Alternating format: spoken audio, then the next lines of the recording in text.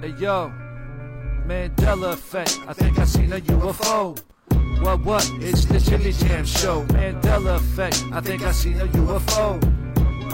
It's the Jimmy Jam Show. It's the Jimmy Jam Show. It's the Jimmy Jam Show. Conspiracy. It's the Jimmy Jam Show. It's the Jimmy Jam Show. It's the Jimmy Jam Show. What? I think I seen a UFO. What's going on, guys? It's your boy Jimmy Jams back live again with my crew. Got Ronnie the Rat, Hector from Tijuana, Primal Optimus, Voltron, my main man Braid. What's going on, guys? So I know I missed my deadline tonight for the show, 11 o'clock. I was a little late. I had some stuff to do. But if you're new to my channel, guys, make sure you Kung Fu Chop that subscribe button. Give this video a like.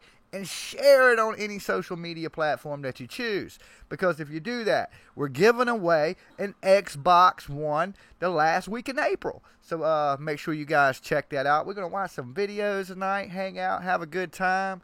When you get here, make sure you jump into the chat and let me know you're live. I know it's a lot later than I usually come on, and I'm hoping some of y'all are still alive. But I'm going to jump right over into this video. So let's check it out. It's from Cynthia Sue Larson. A lot of you guys have been wanting to see her on the show, and maybe we'll make that happen.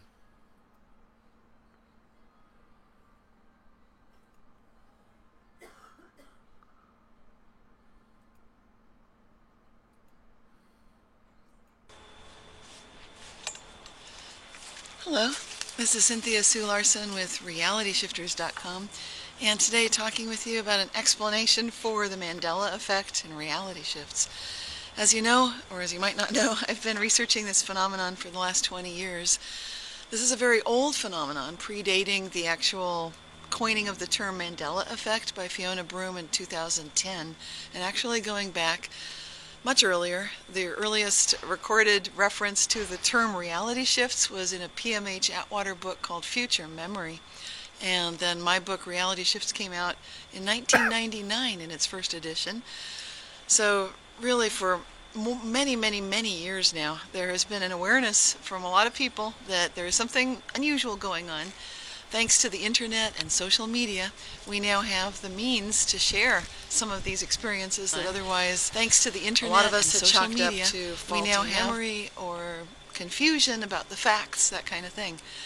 The only exceptions to this general rule have been shaman, who for millennia have been fully aware that these kinds of things happen. Give me a sec, I gotta pull the chat up. Yogi masters, such as the people described in the book Supernormal by Dean Radin, and individuals such as those. So what is going on? And that's what I'd like to talk to you about today. As you know, I described some theories for quantum physics and how it's involved in my books Quantum Jumps, also Reality Shifts, and in my other books as well, to some degree, and on my free newsletter, Reality Shifters, that I've been publishing since the 1990s. But what I'd like for you to think about today, I've got some notes to remind me of what I'm talking about, because there are a lot of ideas here. I'm going to try to summarize it very succinctly, and that is that thanks to quantum physics, we now see the synchronicity. See, you was rolling, and then I came online. I knew it. I could smell it.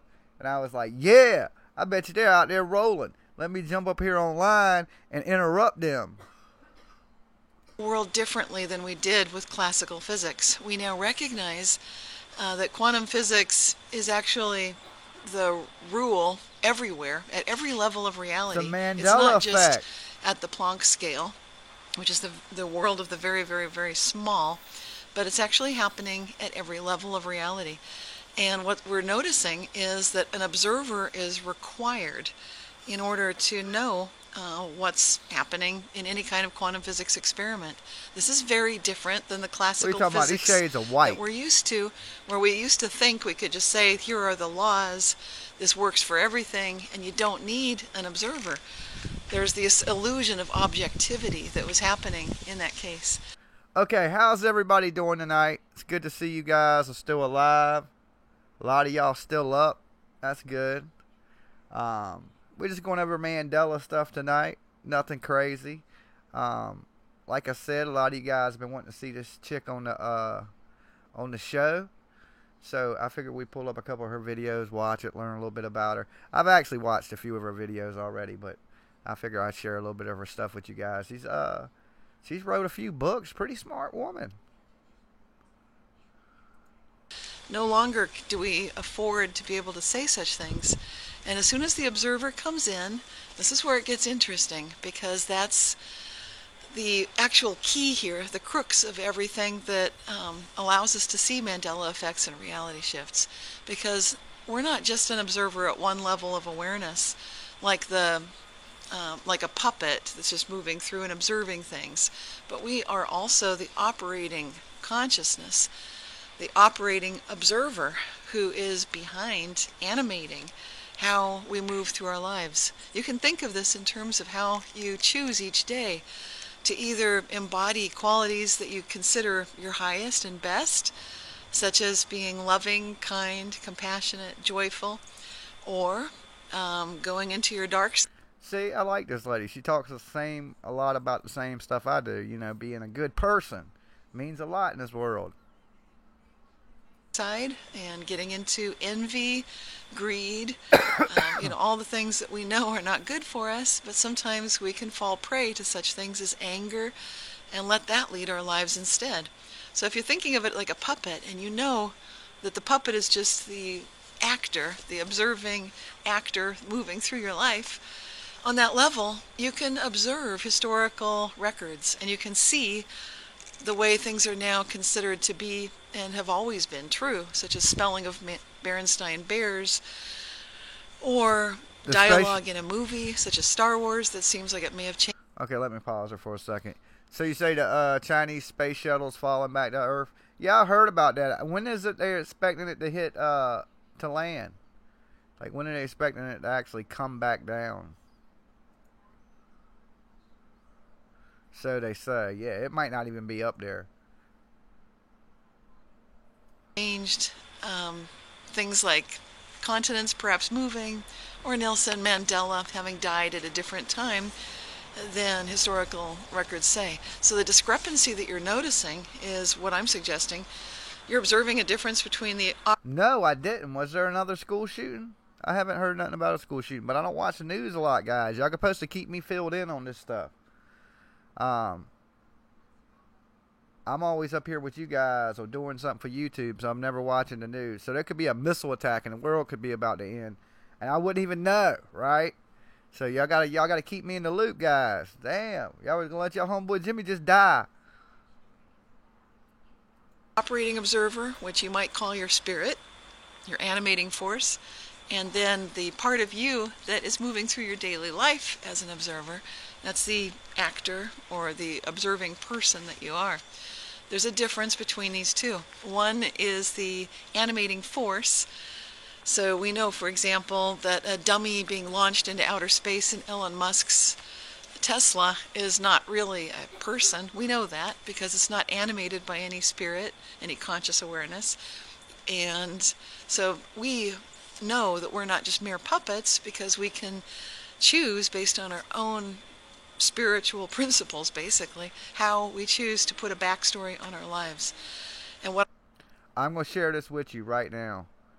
That is my favorite movie of all time. Back to School, Rodney Dangerfield is my favorite movie ever in existence of movies. I have literally watched that movie more times than I've ever seen anything else on this planet. There was a time, and I used to watch it every day. Every single day I'd watch that movie.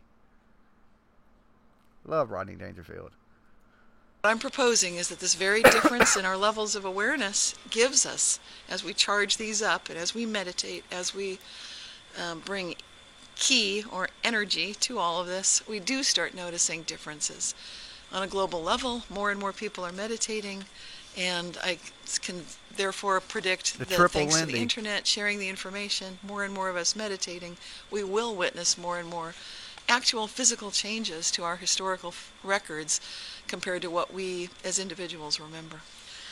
And the other thing that's very big about quantum physics is this picture here. It moves discontinuously, so you'll get very abrupt changes like a stair step, not like a smooth line.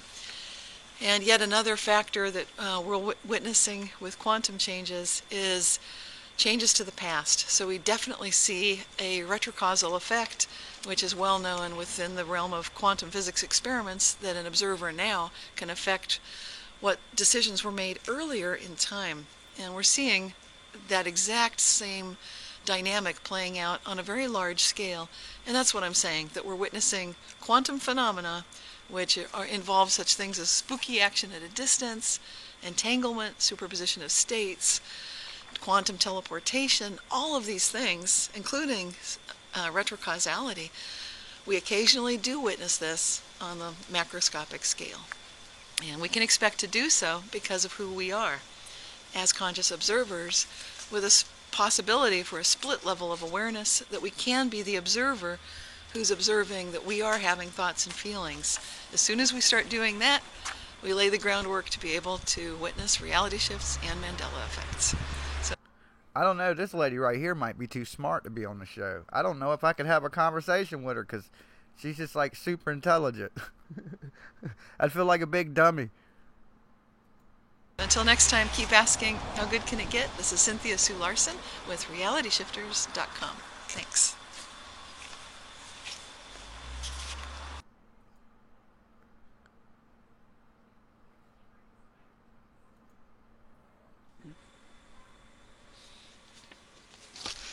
Hello, this is Cynthia Sue Larson with RealityShifters.com, and also the author of a couple of books that do describe the physics of what's going on when we notice Mandela effects, because a lot of people are interested in that. I will at some point do a summary of what's going on, but right now, if you've just started experiencing it or you feel like you need sort of be on my emotional game, support right? for what it feels like when you're maybe the only one noticing these things or one of a few people, this is the book Reality Shifts: When Consciousness Changes the Physical World.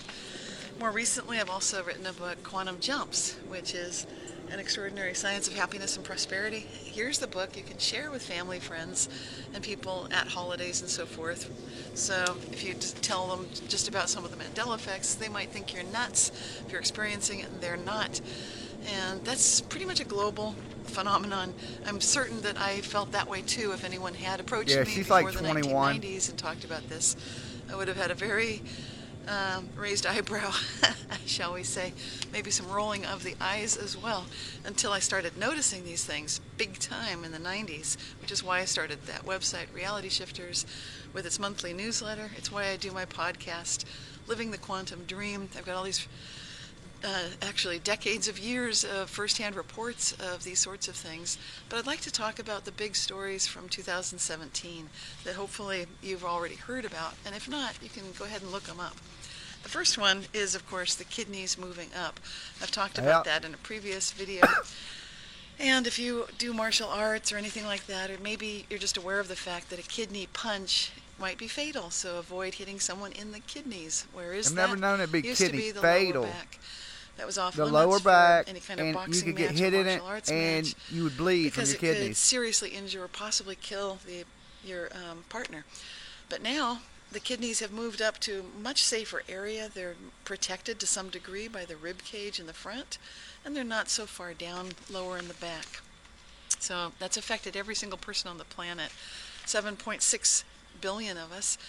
That figure, that 7.6 billion, is another change that some people noticed this year. Seems I thought it was 5 billion. Mellow, and fortunately a bit lower than some people thought it would be about now, as projected and based on previous recollection of what world population numbers used to be. So that's a couple of big things.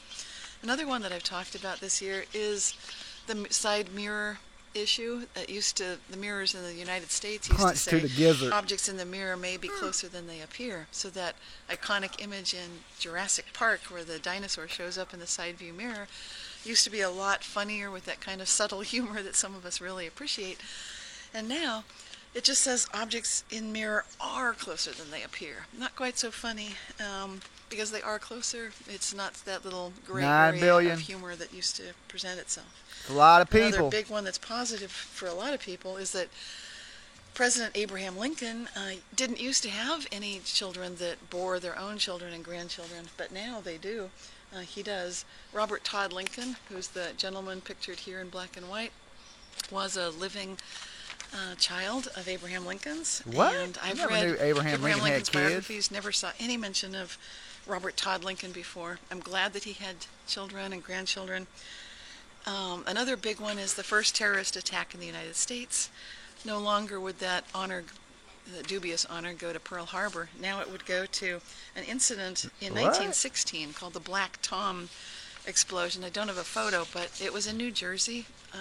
Never heard of that and either. It killed 7 people. It created a huge 5.5 Richter scale explosion that was felt, considered one of the biggest attacks on American soil, and it was 1916, so it was a munitions dump in New Jersey, and parts of the Statue of Liberty were injured, damaged actually, and so it limited people's ability to go up as far as they used to go into that statue. Another big change this last year, had to do with the Great Wall of India. I've been to India, never heard about this so-called Great Wall. It's so old that people don't know when, where, well, they know where, but they don't know when or why or how it was constructed, because They the don't know pieces where it's go at. together without mortar. These giant chunks of wall are just form-fitted together perfectly. Another huge Aliens. shift that occurred has to do with the North Ice Pole, the North Pole. Here's a 1979 globe. And it's a world globe showing that there used to be, that there's actually just wide open ocean there, like you see on the Google Maps if you look for the North Pole. If What children happened are to trying the to find North out where Pole? does It's Santa missing. come from, where's his house, they've seen little cartoon images of the North Pole with a sign. How do they plant that in the ice and snow if it's just ocean water? And people would have been asking that back in 1979, but I don't remember the globes Yeah, looking Santa like don't that. got no place to live. Of course, He's like there's in a cover Water story World for now. why Google Images doesn't show anything, because North Pole does not have a landmass. Therefore, there's no photographic image. But no such explanation for the globes. And that was a globe that would show up in the schools and so forth. Here's another one. Bruce Springsteen's iconic red bandana, not actually showing up in his back pocket. That's something red, but it's a red cap. And that's quite a surprise to a lot of people. Another big one has to do long with as they're 9/11. watching. And if you remember, here's a photo showing an image scan of it. You can see that the biggest hole in the ground is not built. But if it's new people watching and they're not in the chat, guys, make sure you give this video a like. Ha! And Kung Fu Chop the subscribe button. And thanks for hanging out with us here at Jams TV. Alright. Back to Cynthia Sue. Building 1, not Building 2, not even Building 7.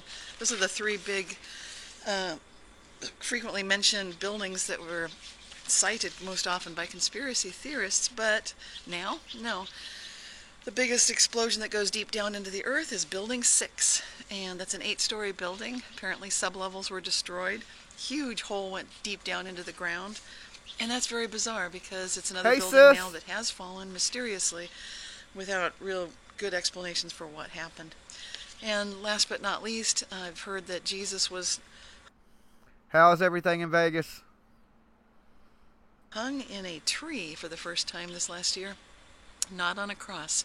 So here's just a roundup of some of the big ones that really are a bit of a head scratcher. So if you're interested in the subject, That's my sister, Tina, in Vegas. and you want to check it out, and you're open-minded, or just experiencing it and want sort of a friendly book, I've got Reality Shifts. I do explain the physics there. Get more into it in this book, Quantum Jumps with Current Physics Theories. And I will... Sick of all the hookers? How can you be sick of hookers? We'll do a special blog post and video summarizing what's going on, because it's a huge subject and very worth exploring, especially if you're experiencing these things. And whether or not you are, keep asking how good can it get, because it helps take all of us to a better place. So thanks for watching, and how good can it get? Take care. Alright. Let's see.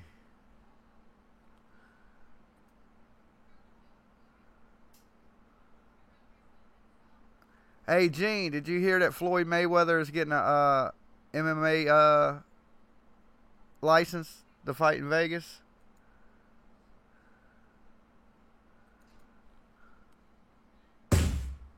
Pretty good for a girl. I heard that a lot as a kid.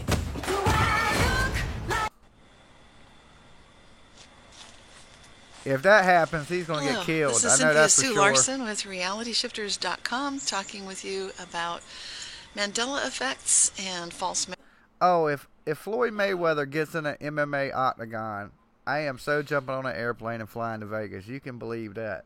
Because I would like to be there when I watch his head get kicked off his shoulders. I would not want to miss that in this reality whatsoever. Because he is so going to die. That's going to be so bad. But that's what greed gets you. All that money he got, he's going to take a beating for that money. Oh my God, he's going to take a beating. Memories. This is the topic that I'm mentioning. I would fight him too. I would fight Floyd Mayweather in the octagon. I would, quick. You just put me on an airplane tonight. I'd fight him tonight. He's only a 155-pound dude. He's my size. I would fight him tonight in an octagon. No, just straight up MMA rules. I would wipe the floor with Floyd Mayweather. I would wipe the floor with him. But you know, and I ain't even a pro fighter. Imagine what a pro fighter is going to do to him. Oh my God. Oh my God. I hope he enjoys that Lamborghini he's going to buy with the money, because he's going to take a beating for that one.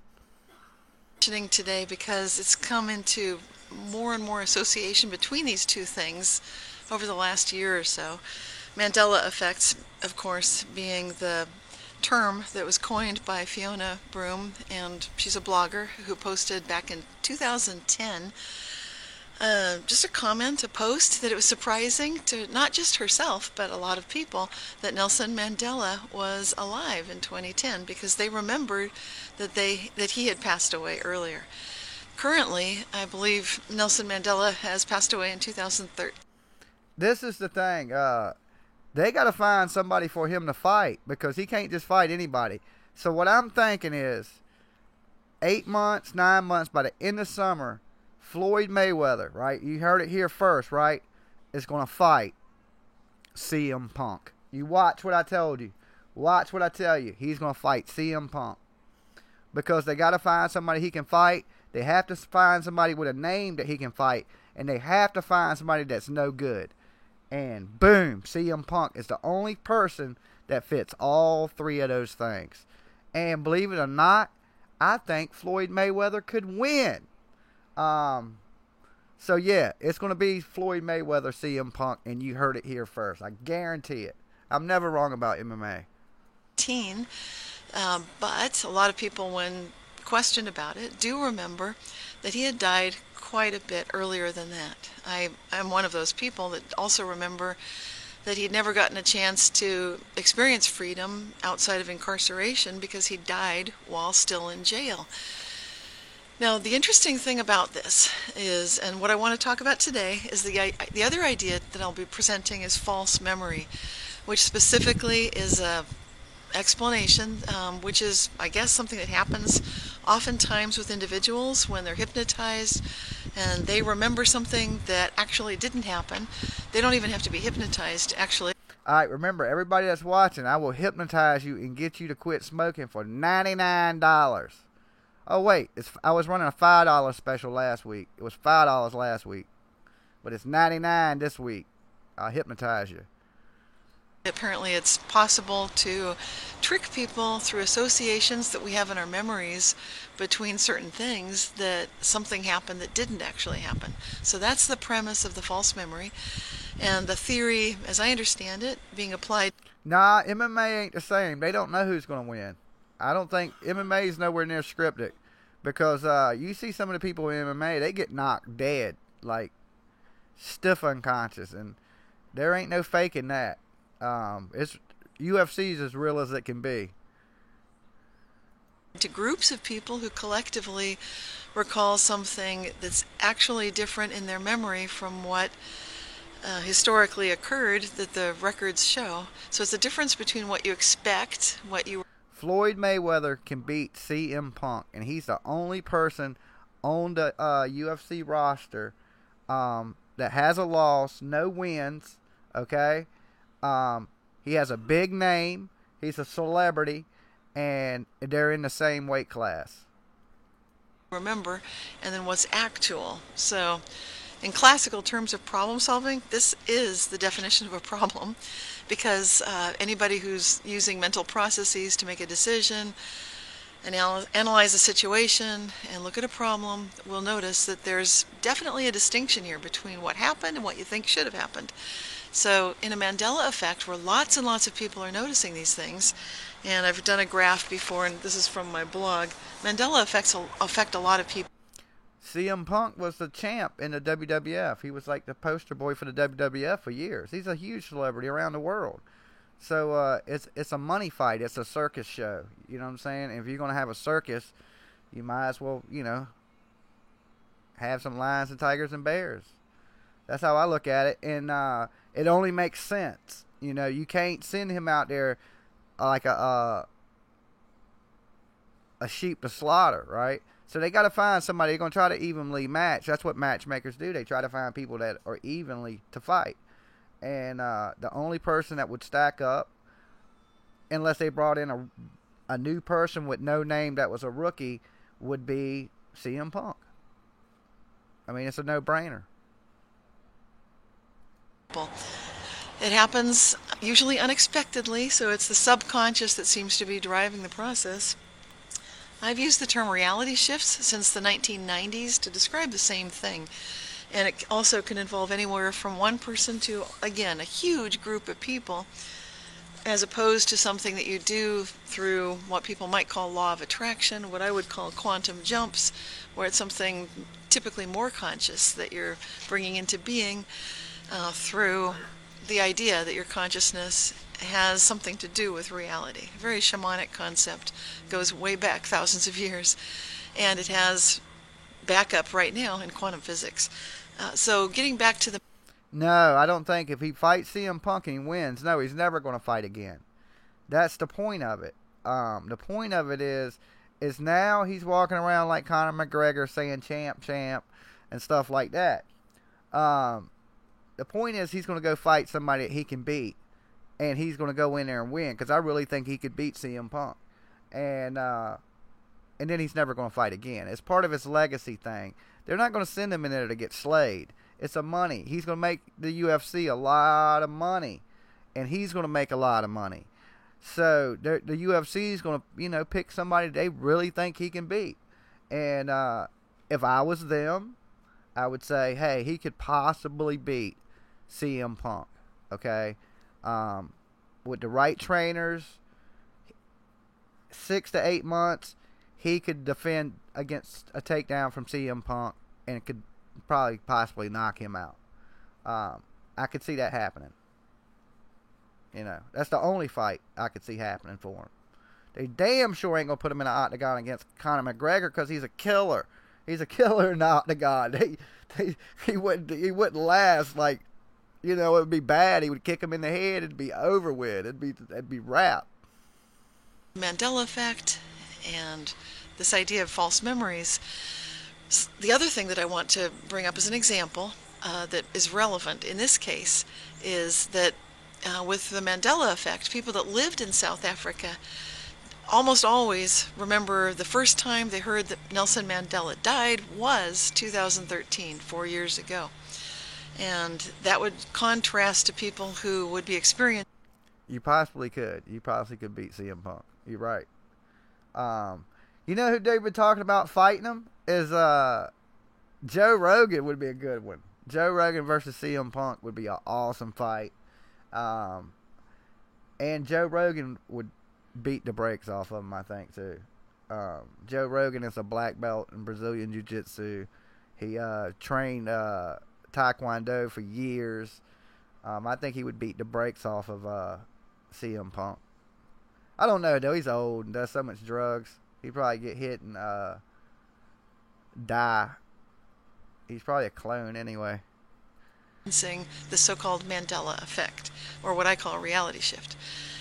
Okay, so that's one example having to do with geographic location.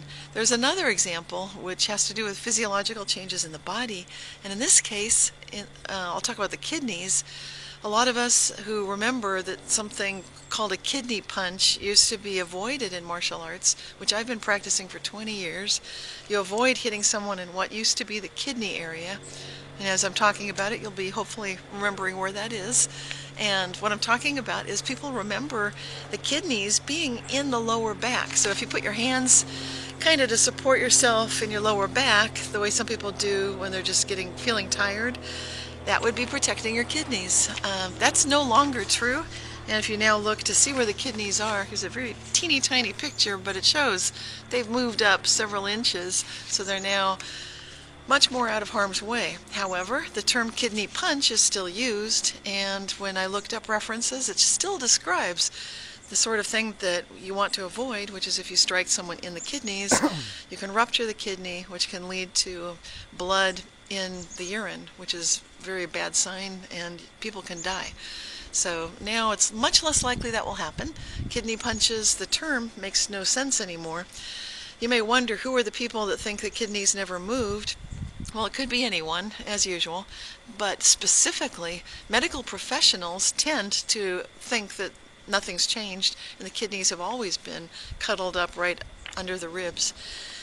As that would be opposed to people like myself, who I'm not a doctor, I'm not a nurse, I am a martial artist, and so for me it's a bit strange to see this change. And so when I look at Mandela effect and false memories, what I would like you to consider is the possibility that instead of thinking that lots of people are just confused and they all just decided kidneys should move because it's safer, or who knows why, I don't know what the false memory theorists would say about this. But as far as reality shift perspective and the quantum physics perspective, which is the one that I write about in my books, this can be explained by just simply considering that macroscopic, in other words, large-scale quantum jumps actually do occur, and they've been occurring for thousands of years. So I'm saying this is part of the way nature works. It's the reason we live in such a remarkably unlikely universe. I mean, it's off the charts unlikely. It's the way photosynthesis works. It's the way nature works. Our bodies work that way, and we depend upon macroscopic quantum shifts for a large number of things all the time. So until next time, please keep asking my favorite question, how good can it get? Say what? When you get a new kidney, the old kidney stays in. I ain't never heard that before. They don't take the old kidney out. That's a little weird. So you just got like a dead kidney in you? I've never heard that, Gene. Never, ever,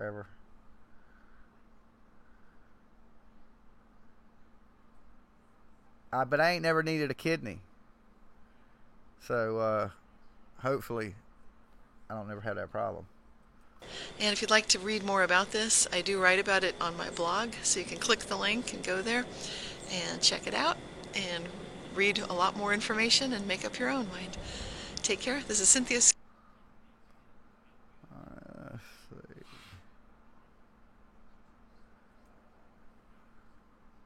If you think trains will stop if they see a car on the tracks,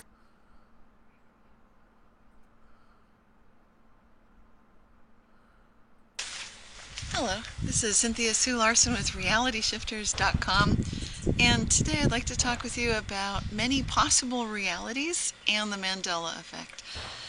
And the idea that the Mandela effect puts... You only got one kidney, Tina? Did they remove a kidney? Or was you born with one kidney? Fourth, that a lot of people are starting to notice is that alternate histories appear to exist. And another way to look at that is to consider that we might be living in what physicists call a superposition of states, which is something that had been considered possible in the quote-unquote quantum realm, but had not seriously, popularly been considered for myself and you and everyone and everything around us on a large scale. That is, until some of the placebo studies that have been coming forth recently have started to show that we can benefit from placebo sleep, placebo exercise, and much, much more. I actually describe quite a few of these placebo studies in my book, Oh, you were born with only one working kidney. So do you still have the other kidney in you? Or did they take it out? Jumps, too many to go into fully, but they're really fun in the sense that you can quickly become more intelligent just by pointing at your head, for example. You can empathize with people around you by putting your hand over your heart. Things that seem like they're not going to do much at all have been proven phenomenally. Okay, so you still got 2 kidneys, but one of them don't work. Oh, that's weird, man. So that's like a zombie kidney just in your body. Effective. And I think this is a large part of the reason that we're noticing actually a doubling of the placebo effect in the United States of America. Well, that's good. Just in the last 30 years. So we're now seeing placebo effects where people are told and given instructions that they're going to feel well rested, and then they do, or pain will go away, and then it does, to staggering percentages, something like. Remember we were watching last night about the pills, people taking pills, and 30% of the people told that they had cancer, didn't have cancer, but they were told they were given it like this treatment. And 30% of the people, their hair fell out, and they wasn't no treatment given to them.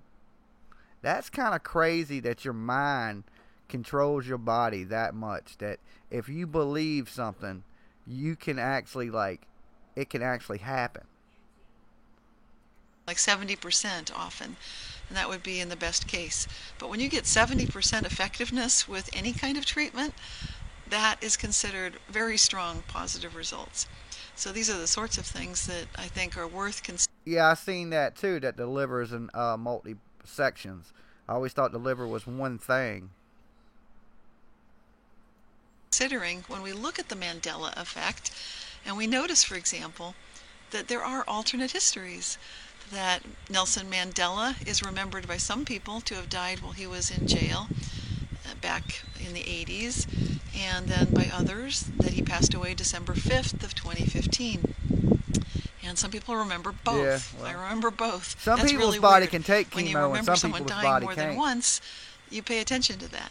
And these are the kind of things I've been talking about for many years, since the 1990s, when I describe in my book Reality Shifts how one celebrity that I noticed had died.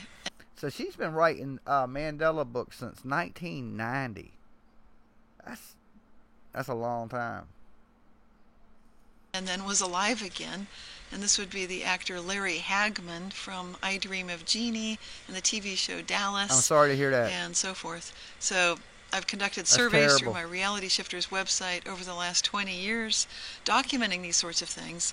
And what we're seeing now, as I see it, is a huge upsurge in the awareness of people thanks to the Mandela effect, that lots of these possible other realities are coexisting side by side with our own. And what gets fun is when we start recognizing that we can benefit by, for example, getting exercise when we're cleaning the house, as some housekeepers in the hotels noticed that they could do. Researchers have done studies on this. And also, researchers have found that you can tell yourself you got a good night's sleep and then perform just as well on cognitive tests as if you had a good night's sleep.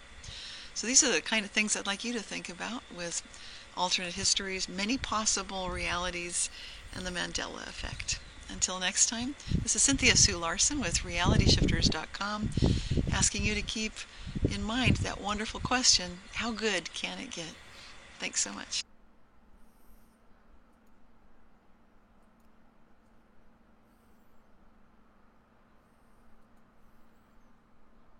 Take a deep breath.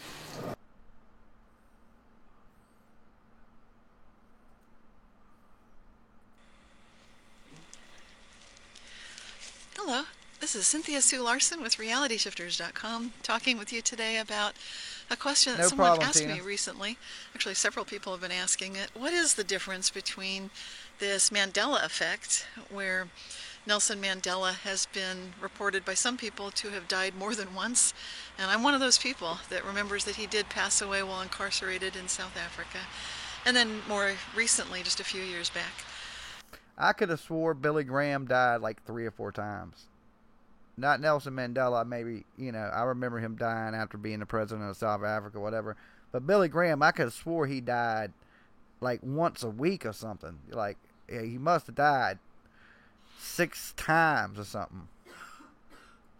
So what's the difference between that, the Mandela effect, where we witness alternate histories, and manifestation? And the biggest difference that I would say is happening between those two things has to do with conscious intent. And by that, I mean when you are intending something to be a certain outcome, such as wishing, for example, that you've had a good night's sleep, even though your sleep last night was interrupted constantly by all sorts of noise, and if you looked at how long you'd slept, it was much less than you know you need. But scientific evidence suggests in recent years that all you need to do is tell yourself, I had a good night's sleep last night. Keep repeating that to yourself. Say it many times until you can start, on some level, believing maybe that's true. And what's been proven scientifically is that you will now, any kind of tests that are run on you, whether it's physical, mental, you name it, it's going to be showing the same kinds of results as if you had had a good night's sleep, compared to if you had a terribly interrupted night's sleep with less hours than you need, and you don't tell yourself that. So these are the kinds of things that we're learning from placebo studies, which are being conducted at places like Harvard's Placebo Institute Study Center and other places around the world. So when we look at these differences and say, okay, with the manifestation, we're getting a science of this, and we're starting to see how it is possible that we can actually believe something and almost will it into being through conscious intent. And we're noticing that, as I mentioned in my new book, Quantum Jumps, you can do all kinds of things to increase your willpower, your ability to think more clearly, even your vision, your relationships, pretty much you name it. There's a way to actually improve your ability to do better at almost anything. What are you going to school for, Raider? Just by basically sheer power of intent and recognizing that it's possible that those realities are already out there. That helps. And I share some of the tips for how to do that. And lots of people have been manifesting with the so-called law of attraction. It's similar, a little bit different, but basically this is one way to look at how you can so-called create things by attracting them. So then what's going on with the Mandela effect? It seems to affect a lot more people. Groups of people remember alternate histories. And this is the sort of thing I describe in my book, Reality Shifts, which came out, the first version was written in 1999. And this is many years before the Mandela effect was coined as a term to describe basically the same thing. Now, the Mandela effect makes sense if you might have noticed Nelson Mandela being alive again. But some people who are very close to that man or lived in South Africa would definitely not relate to that term. So Reality Shifts is a more blanket term that I think fits the phenomenon overall, including the alive again phenomenon.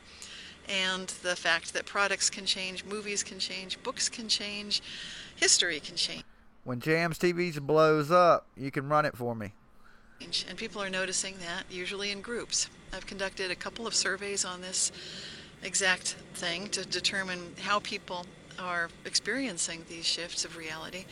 And what I've noticed is that intent does play a part in it. As we intend something, then we start noticing these manifestations or quantum jumps, and when things just seem to change almost on their own, we're noticing it collectively, often with other people, with reality shifts, or what we call the Mandela effect. And so the main difference on this continuum of experience of noticing alternate histories happens to be conscious intent. And then a correlated phenomenon is that the number of people experiencing things tends to be more people experiencing the reality shifts, like groups of people, whereas often one person or fewer people experience manifestation. And you can think of that making sense too with the conscious intent factor, because it's easier to bring people's intentions together when you have a smaller group or a smaller tribe working together. And the reason you can see the viewpoint that I express, which is I got that there's the a best tribe continuum of here, them all. that this is all related. When you go from Mandela effect to manifestation, that the continuum is happening, and it's visible when you notice flip-flopping realities. And this would be, for example, when my family and various individuals in my family noticed that our elderly dog sometimes appeared to be getting cataracts in his eyes. And each of us would notice that, come together, talk about it. And what I was helping our family members do is recognize that there is a flip-flop here. Sometimes the dog looked like he had cataracts, other times like his vision was fine. So I pointed this out to all the members of the family who were noticing this, and then the dog was fine. We all basically were collectively noticing, it's going back and forth. Let's choose that our dog has good vision. I have and he did. 4 brothers, 2 And sisters. so what helps lock something like that in when you're doing a conscious intent and you're moving toward the quantum jumps is that you need to align your heart, your head, and your subconscious, all of you. This means doing your spiritual work, being a good There's a big pack of us. person, being kind to others, so that you're not working at odds within yourself and within the community. When you do that, then you can work together with others and keep finding how good things can get collectively. So this is just a high-level exploration into manifestation and the Mandela effect and the continuum that I feel these things are on as we wake up to the global quality. Yeah, I got 4 brothers, 2 sisters. I'm the youngest. Of how we are all connected in both as humanity and on the planet consciousness together. We can start collectively collaborating toward bringing into being more and more positive realities, and noticing collectively that we can flip-flop between realities and bring something into being that's positive. So until next time, this is Cynthia Sue Larson with RealityShifters.com, asking you to keep asking my favorite question, how good can it get? It can get pretty good. Alright, let's see what else is out there to watch. Hey, there I am. I forgot I'm not, I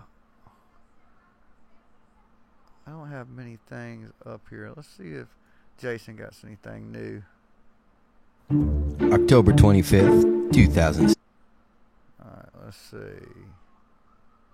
8 hours ago, he got something new. Clickbait. Welcome. I am your host, Jason Christopher.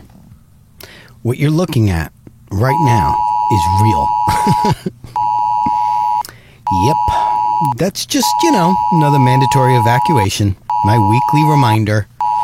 Because this is mandatory evacuation, I don't know, number 5. I lost count. I stopped evacuating. I don't know. Legit, man. Legit stuff. These guys take rain very seriously. No, I know it's serious. There's mudslides. I understand. I get it. I know. Photo Helix. Yes. He is still alive. Commented on the last video. Really good point he brings up, so I want to emphasize it. Photo Helix is a pretty good dude. Remember we watched a bunch of his videos, and the videos. Some people don't care for the guy too much. They think he's a little Jerry Springerish, but I like the guy. Plus, it's Photo Helix. I mean, how am I not going to read that? Mr. Christopher, just wanted to say that first, as I personally think Mr. Christopher has a cool flow to it. I spelled cool as K-E-W-L just to express the sound or punctuation of the word with text, as so much is lost in silent words. Of course, Mr. Christopher, now stated 3 times, is also a formal address when touching on a serious note. So, bro, let me say I noticed you use the word aware and awareness quite frequently when describing your perspective. Might I add this for your consideration? Photo Helix, he's a real biblical boy. He's going to hit you with the Bible right off the bat. One, I can hear him talking. Can you? I can hear him talking too. Him talking when I'm reading it. I can hear him talking. His voice. One may be aware of their surrounding and still yet not be conscious of the reality around them. I do hope you ponder this a bit. One can be awake and not aware aware but not conscious, therefore awake and unconscious at the same time. Perhaps this is an oxymoron, perhaps just a dream. Albeit either way, to be self-conscious does not necessarily mean one is nervous of others' perspectives of one's self, as we are taught, but just the opposite in reality. Someone asks, why so self-conscious? Why so self-conscious? I say, why not? Photo Helix. Yeah, I know. I hear you. I try and as often. Yeah, that was really nice of him plugging the channel and stuff. And maybe we're gonna get up and bring do a show together or something with Jason. Long as he don't get killed by a landslide or something. I was supposed to email him back. I meant to do that. But y'all know how I be forgetting stuff. My short-term memory is gone. But anyway, yeah. I'm going to put some of them calls back together from some of my old videos, some of the interviews I done, and slice them maybe into one video. But when he was talking about Photo Helix, he was like, I can hear him when I'm reading it. And when he was reading, I could hear him too. That was so weird. I was thinking the same thing. It's like, so many people watch his videos, and his voice is like, he got that voice, and I could hear his voice while he was saying it. As possible in a video, when I do say, I usually say aware of awareness, because I think that's. Yes, we are awareness, consciousness, awareness, just default aware. So those who are asleep are still aware. They may not be aware that they're asleep, but they're just aware. So if I say, I entered, the situation in awareness or as awareness, that should cover it. Because if I'm entering a situation as awareness, it's clear I am aware of awareness. If I say aware of awareness, that's basically, me attempting. Photo Helix has that typical mountain country guy sound to him. I don't know, he has a unique, he needs to be on Duck Dynasty or something, No offense, Photo Helix, if you're watching, because you be watching stuff. That's the thing. You don't never know when Photo Helix is watching, because he be eyeing you, right? He got some biblical powers. He's like Beetlejuice. You say his name a few times, he'll pop up in the room and stuff. It's weird. And when he called me, I didn't know who he was. And he called, and he was like, this is Photo Helix. And I was like anybody else. I didn't know who he was. And then as soon as he started talking for a few minutes, I was like, hey, dude, are you the dude that makes the Mandela Effect videos? He was like, yeah. I was like, okay, I know exactly who you are now. I was like, I know it. It just, boom, his image just burnt right into my mind. But I thought it was cool, too, that he called and he watches and supports all the other channels and stuff. He's a pretty cool dude. To, separate that from just being aware. Yes, he looks just like Popcorn Sutton. Yes, that's who it is. Yeah, that's Photo Helix. He also, Photo Helix had a kid with his ex-wife's daughter. Okay, so somehow or another, Photo Helix is a sex offender. Okay, he got some video about it. He tells his side of the story of it. What had happened was he was with this lady, and they were in the middle of getting a divorce, and he ended up sleeping with her daughter, which was a grown daughter, not a child or nothing like that. And they had a child together. Okay, and somewhere or another, since he wasn't divorced, he was charged with some type of incest or something like that, and he took a plea, which made him a convicted sex offender. And I had never heard of that, because when I talked to Photo Helix, all I knew of it is the videos.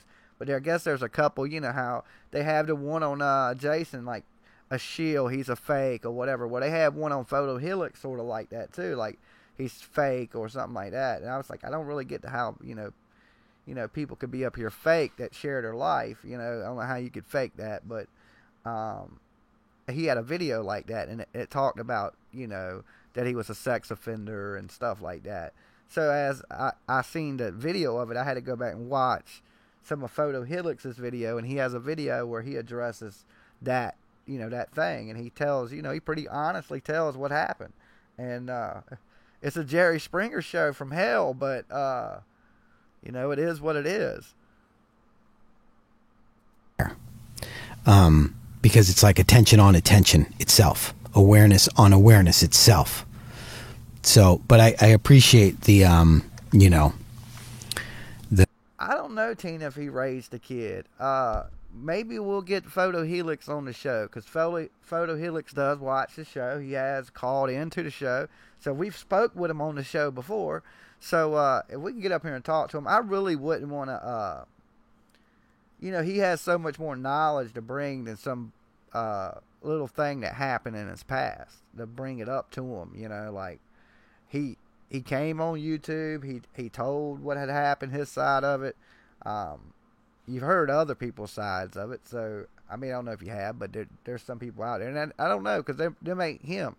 I'm one of the people I wanted to hear it from him, and believe it or not, he had a video about it, and he talked real openly about it, and it wasn't like he was molesting any child or anything like that, and and it was weird, but it is what it is. They're not blood, so you add a couple shots of moonshine and some mountains in the background, shit could happen. I don't know. That you notice that, and I do. I think I tend to say sometimes just being aware, because I shorten it so I don't have to say aware of awareness all the time. I feel very, redundant sometimes, I guess, or lazy. But yes, good point, and I want to bring that up. And then you said something at the end. Perhaps this is an oxymoron. Perhaps just a dream. Albeit either way, to be self-conscious does not necessarily mean one is nervous of others' perspectives of oneself, as we are taught, but just the opposite in reality. That's a really great point. Self-conscious. Yeah, it has such a negative connotation. Boy, I can't speak today. I'm just gonna I'll just type it out. I got nothing today. I'm just I don't know. This morning I was like gunning, and I was like on blast. I should have just done a recording then. I didn't. Instead, I had to take care of some things. I did that. Figured, okay, later in the day I'm gonna get on this, and now I'm finding that I'm stumbling over words. But yes, we still got fresh bodies. They ain't even turned the skeletons yet. The self-conscious thing, it's funny because that's taken very kind of negative, or something that you'd want to change if you were self-conscious. But being self-conscious is so interesting if you're aware of a self, I suppose. But if you're still seeing yourself as the self, that's where that self-conscious could be, is, something that you'd want to lose. But if you're self-conscious, as the word would describe, it would be something that you're aware that you're conscious and aware that there's a self here, separate from you. Because then there's you that can see the self. Self-image, personality, whatever, all the traits, all the pieces. But yeah, very good point. So thank you for bringing that up. And I miss your videos, man. Photo Helix. Be cool to have you call in, and maybe we could just do like a show. I don't know. Be nice. I think it'd be fun. What else do we got here? Oh.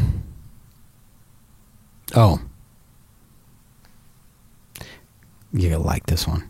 Kirsty Galbraith commented, clickbait, on the Will Smith video. I mean, if you can't see that the Will Smith... You know what's good? Fuck this. Clickbait on fucking... Yes, I'm down. Let's clickbait the shit out of my... I'm going to do that with my videos. I'm going to start just clickbaiting the shit out of it. Because I figure, you know what I'd rather do? I'd rather cast a wide fucking net and grab, hopefully, a grip of people through our, conversations and through the comments and stuff, where something... either I say in a video or someone says in a comment makes them go, "Donk," and then they go, and they get it. And I'd rather It cast a never wide smiles net at anything. and pull up any of those, that 100th monkey, and just the other ones who would call it clickbait or whatever. They're not. They're just gonna. They're not a chance anyway. Do you know what I mean? They're not even a. They're not a future subscriber.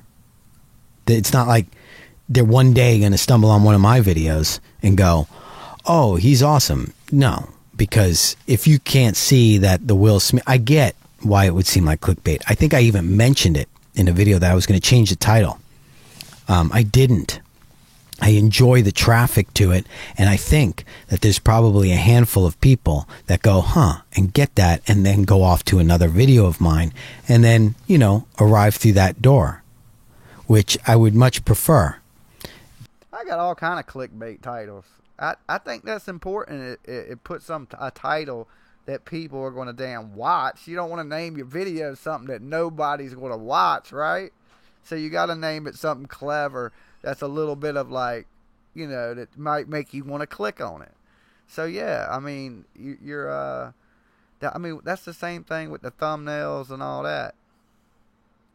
But it comes with a very loud Tess Smith, one of the subscribers here. She already received some, punishment over there at that Will Smith video. It's funny how much that definitely, because it's a wide net. I'm getting, it's not like I'm posting. Those people don't click on videos that I post with the title that says, awareness versus the asleep or whatever I title it as. They're not interested. They want Kellogg's. They want that Fruit Loop shit. So they're there for that. And then they troll around. And then when you say Will Smith, isn't showing up. And then I immediately, in that video, explain what that Will Smith moment is, and still I have people going, I don't understand what this has to do with Will Smith.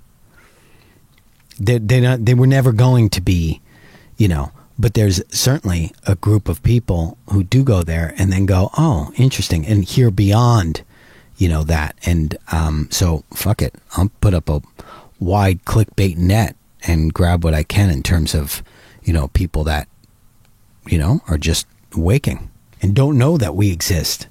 There's people out there, they don't know that this community exists and they belong in it. They have no idea. They just haven't clicked it. I'm sure there's people. He's right. Jason's 100% right there. He's 100% right. Don't matter. If you click on something and it ain't what you want to watch, turn it off.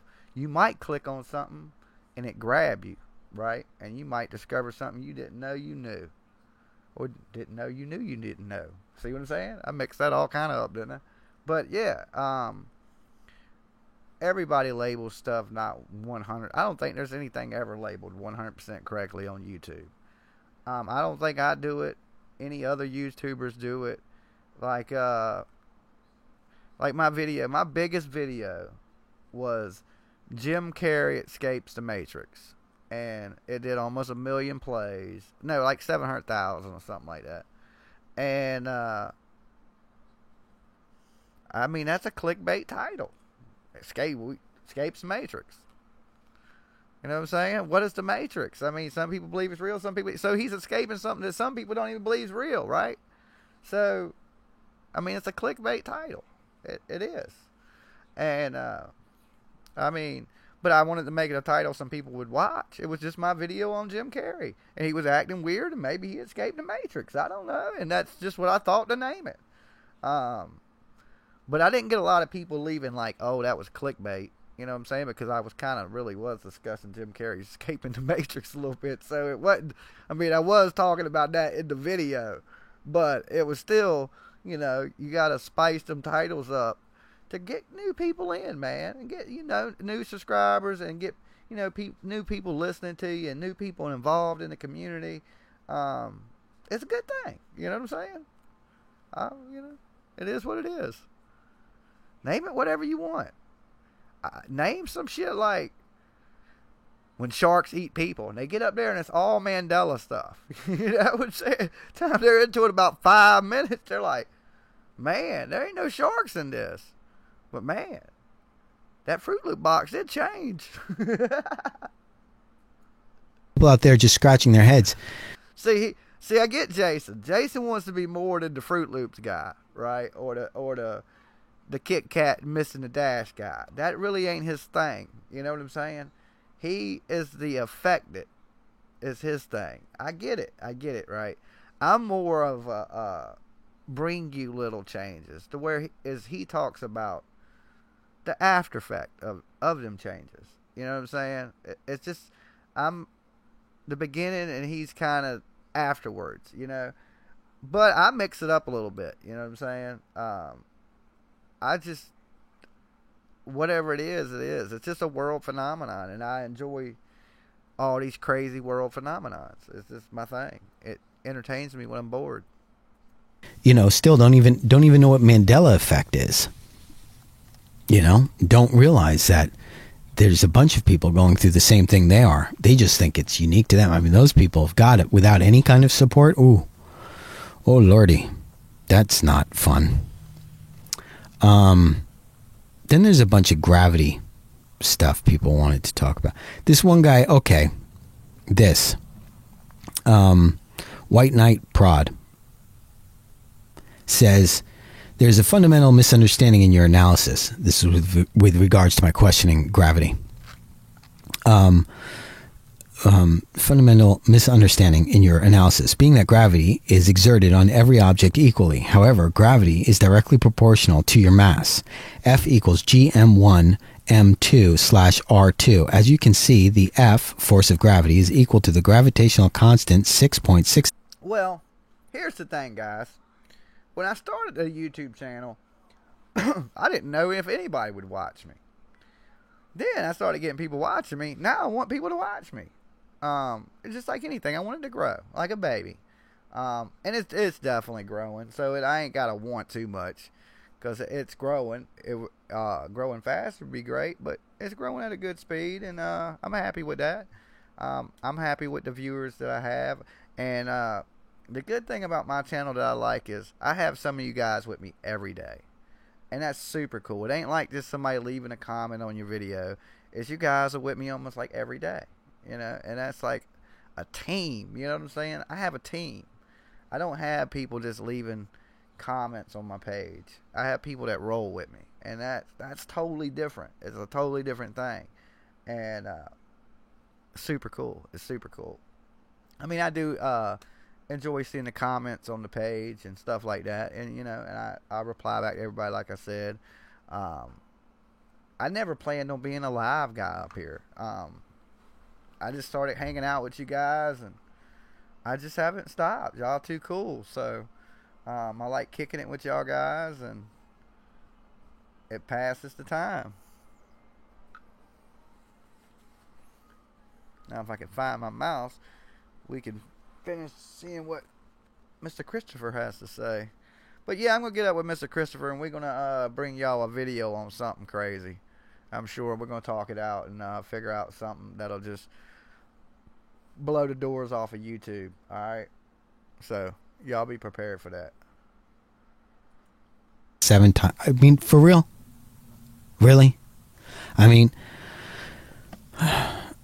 times 10, 11 times the mass of the object 1 multiplied by the mass of the object 2. I'm not kidding. This is what he wrote. 2 divided by the distance between the two objects squared. This means that the more mass an object has, the stronger the effect of gravity will be on it, and that will exert onto another object. If your mass is greater per cubic volume than the liquid, I mean, holy shit. Liquid you're floating on, then yes, you will be sucked down until you reach the denser fluid of a solid object. The air around you is technically a fluid, but you don't float up unless you decrease your mass. And you're talking about mass and density. Nobody's disagreeing with that. I'm having trouble with gravity. Gravity, you know, there's a Tesla camp out there who says gravity's, if it exists, it's a weak force. The electro... He's like me, man. I have the biggest problem with gravity too. What? It's just like, I say the same type of stuff. Like, I mean, I just don't get gravity. Everything else you can get me with. The gravity thing, I just have a hard time grasping. It's the hardest one out of all of them, is gravity. I agree with that, man. He's on point tonight, man. Everything he said, I'm just like, yeah, you're right, dude. Yeah, I think it's buoyancy, man. Buoyancy is. I just don't see us being stuck to a ball, spinning thousands of miles an hour through space. It just messes up my mind. Magnetic force is the one that Tesla was kind of, pushing, and then it doesn't matter. I'm not referring to. I'm just saying that the whole idea behind gravity, the reason why it has to exist, is to confirm this planet being. So you have math behind the gravity. Doesn't then say, oh, then it's for real. You're not proving gravity.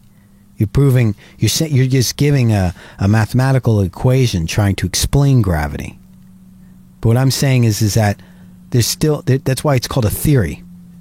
There's still, room for error here. It's not been confirmed. It's a theory. It's the theory of gravity. That's enough.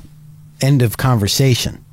Because unless you could say the world is round because you've seen it. You haven't seen you haven't even seen a photo of the Earth. You've seen NASA's photos of the Earth, which makes no sense because. Yeah, that's what I tell people. Is the Earth round or flat? I don't know. I've never been to space. The only supposedly actual picture of the Earth is from the 1972 Apollo 16, right? And it don't even show the whole Earth, just the upper part of the Earth, and it appeared round in that picture. But you also got to remember that people believe that NASA went to the moon. And now we all know that's a lie in this day and age. Anybody with half a bit of sense, even a big dumb like me, knows that's bullshit, right? And so you got to remember, these pictures did come from the same people that lied to you. So to me, once you're a liar, you're always a liar. Just the way it works.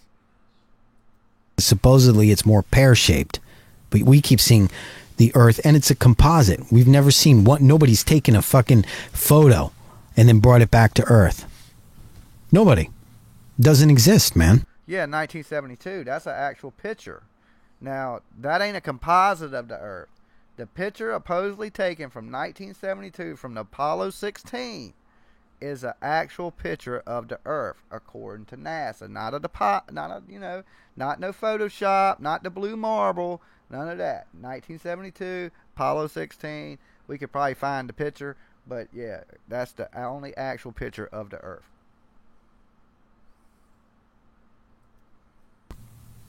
It's all been composites. It says it. So I'll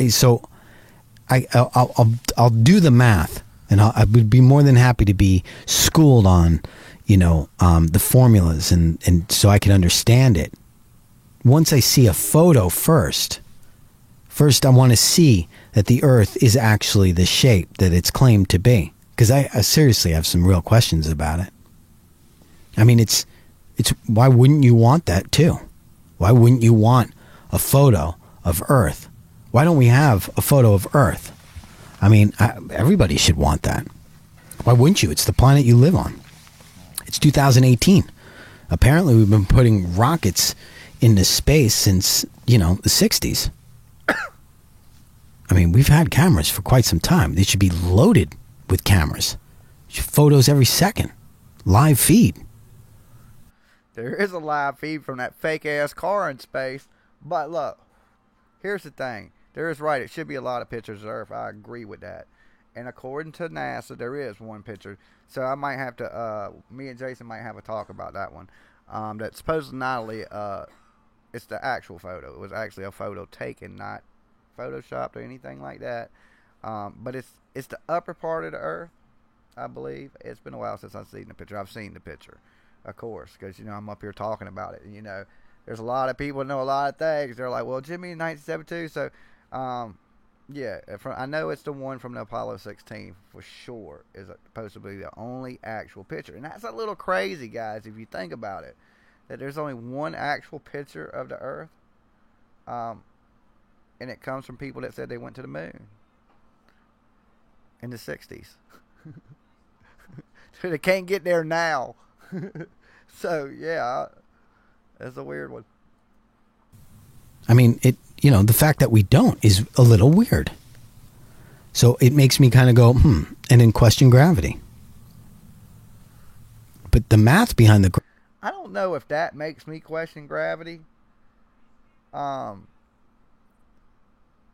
It just makes me think that NASA's a bunch of liars. Now, is that picture accurate? Maybe if they got that high into upper Earth orbit. I ain't saying into space and took the picture.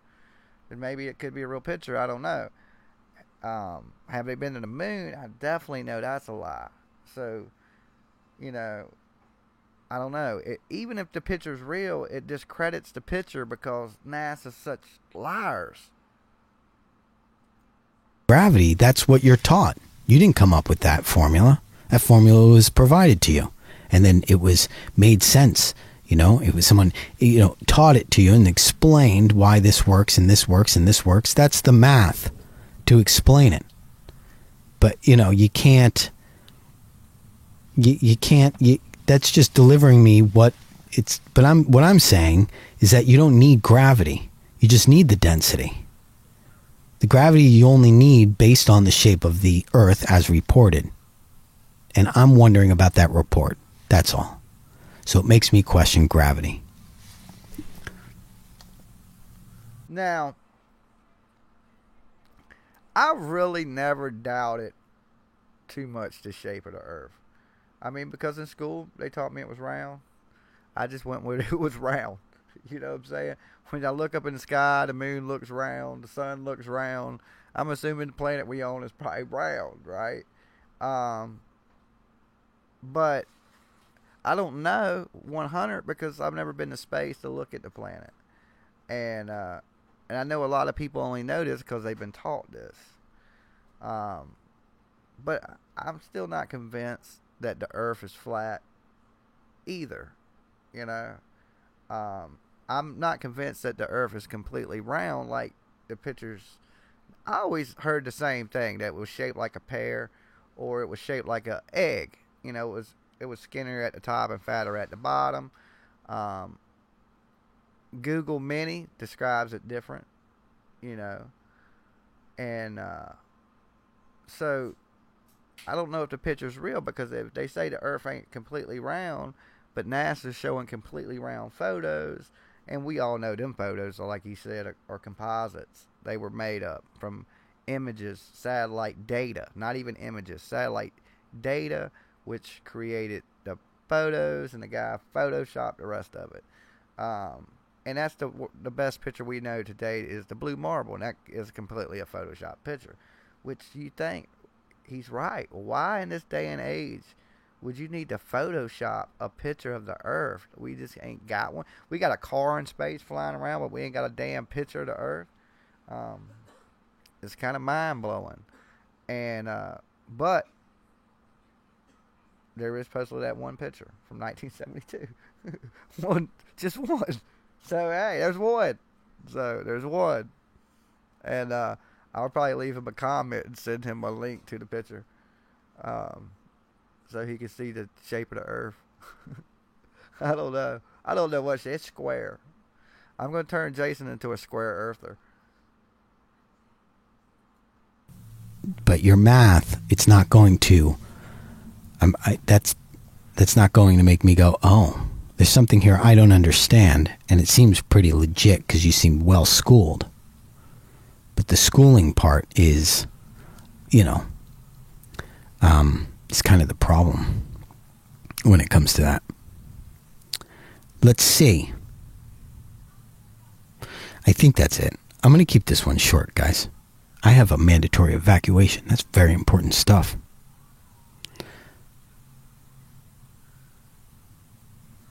See, someone else says, how can over 7 billion people all be standing up straight on a more of a pear shape than oblate spheroid Earth? Yeah, we're all standing straight on a pear shape than an oblate spheroid. I don't know, man. I mean, you gotta admit it's kind of weird. If your reality changed, it shouldn't be that hard to digest. I'm not saying that the world is flat, guys. I mean, I am. For me, it is. But I can understand why you would think it's not. I'm not saying I'm right. I'm just saying I got some questions that require some answers. And it seems like the answers, for some reason, aren't being given. but they're easy. You know, just show us a photo from space at Earth, and don't run it through Photoshop. Just leave it. Just send it. We'd shut the whole thing down. Everybody would shut up. Why are all globes round? Because the Earth's round. That's probably why globes are round. I don't know. You know, flat Earth stuff, guys. Stuff interests me just like anybody. I watch it for the entertainment value of it. I don't so much buy it, but I do agree that the Earth is not quite the shape that we're led to believe it is. And now that's true. Now, if it is it flat, I don't know. Is it completely round? I don't know. But I know it ain't completely what. Somebody's wrong somewhere. Done. I would prefer it because I like Earth is round in space. You know that. That's my thing. Anyway, that's it. That's all I'm gonna go. I'm gonna go. I love you. Like, subscribe, comment, share. Bye. Later, Jason. Okay. So, I couldn't tell you what shape the Earth is. My existence is pretty small anyway. My bubble. So, it don't really even matter. It might be flat. I just had the biggest time. The hardest part to me is that we're traveling so fast through space, but you don't really feel the forces of it. We're just spinning thousands of miles an hour, and nobody's dizzy, and it's just, I just don't get it. It just don't make sense to me. Like, I just can't. So we're traveling thousands of miles an hour around the sun, and then we're spinning at, at even another speed, which you feel none of them effects on the planet. But guys, I'm going to get ready to wrap it up for tonight. It's been awesome hanging out with you guys. I will see y'all sometime tomorrow. Be good, be safe, love one another. And the next homeless person you see, guys, right? The next homeless person you see, give them $1. And tell them Jams TV loves you. But give them $1. Check. Hey yo, Mandela effect. I think I seen a UFO. What? It's the Jimmy Jam Show. Mandela effect. I think I seen a UFO. It's the Jimmy Jam Show. It's the Jimmy Jam Show. It's the Jimmy Jam Show. Conspiracy. It's the Jimmy Jam Show. It's the Jimmy Jam Show. It's the Jimmy Jam Show. What? I think I seen a UFO. Tina, get that man $1. He might need some crack cocaine. And crack cocaine is not cheap, okay? So every dollar helps. I'll see y'all guys later.